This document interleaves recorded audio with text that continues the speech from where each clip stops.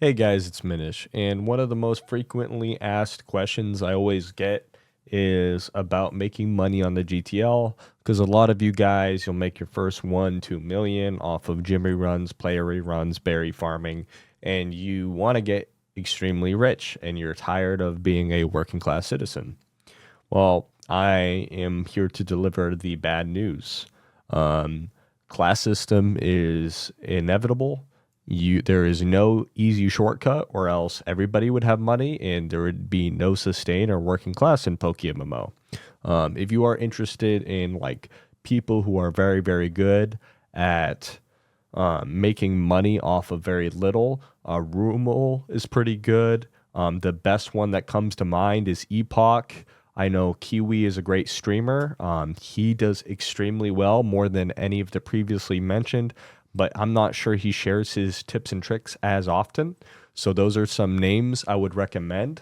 My strategy, so I have a base level, right? So I'm positive overall, but if you understand the fundamentals, you will be, right? But where I make my money is because people are impatient, right? So if you want to invest the way I invest, it's probably not going to work because what I do, and I've gone over in previous videos, is I corner certain markets. So, for instance, everybody, when they get a shiny, their go to shiny, are going to want a secret shiny version of it. And when they do, when that 1 in a million buyer comes, I'm here for it.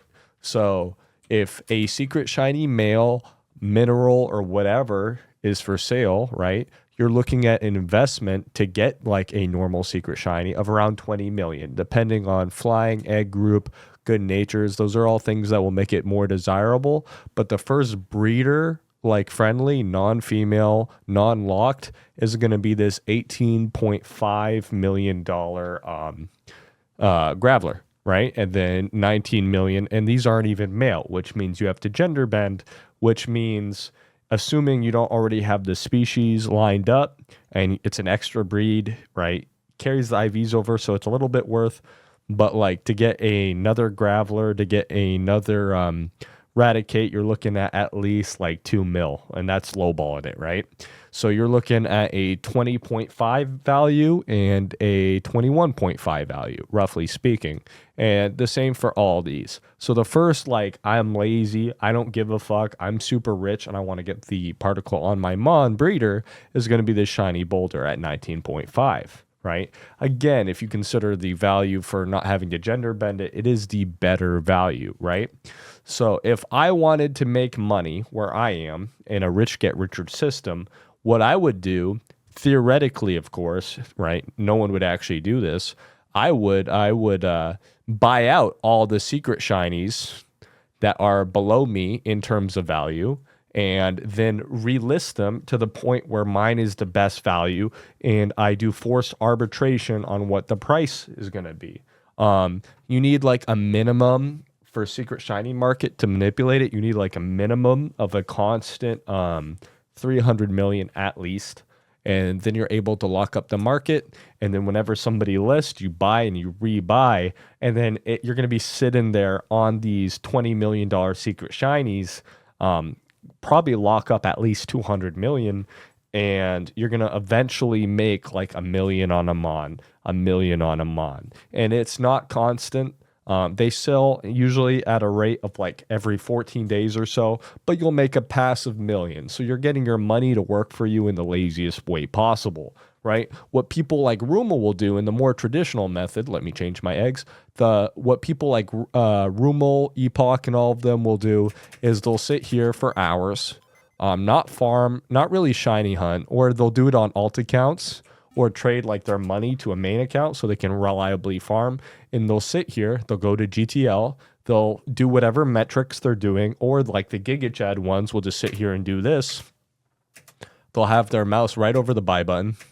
And then whenever they see something they want, right? Like say I want this Ditto, right? 4.5 is too expensive, so I don't even want to buy it as an example. But like, bam, I would do that instantly, right? And then I didn't even get it because somebody else is no-lifing this right now for their Dittos, right? And you will sit here for hours. And then at that point, it becomes a match of API. And you know what you're doing at this point? you're actually working. So again, there is no secret one-stop shop. It's either suffer through berry farming, suffer through ditto farming, or sucker through E4 E-runs, red reruns, and whatever have you. You can make money off of alpha spawns, but even then, like as the population goes up, less people are doing things. Another underrated way is the Smurgle breeding, right? Everybody wants to catch Smurgle or Breloom.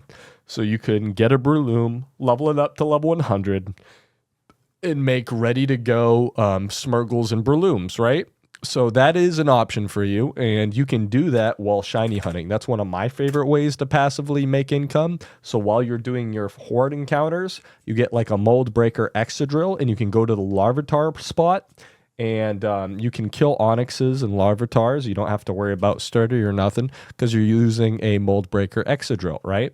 I used to do that. I got shinies doing that. So unfortunately, I kind of got all the like high level shiny spots besides maybe like Poliwhirl. But that is another money making method, right? But the bad news is every method I have told you has been nerfed into the ground. And if any of this becomes less labor intensive, the game regulates it to make sure it's more labor intensive. So yeah, the best way to grind is still to credit card swipe. That's pretty much it, guys. Love you. See ya. Good luck. Again, I'd recommend Epoch. But yeah, good luck, guys. Bye.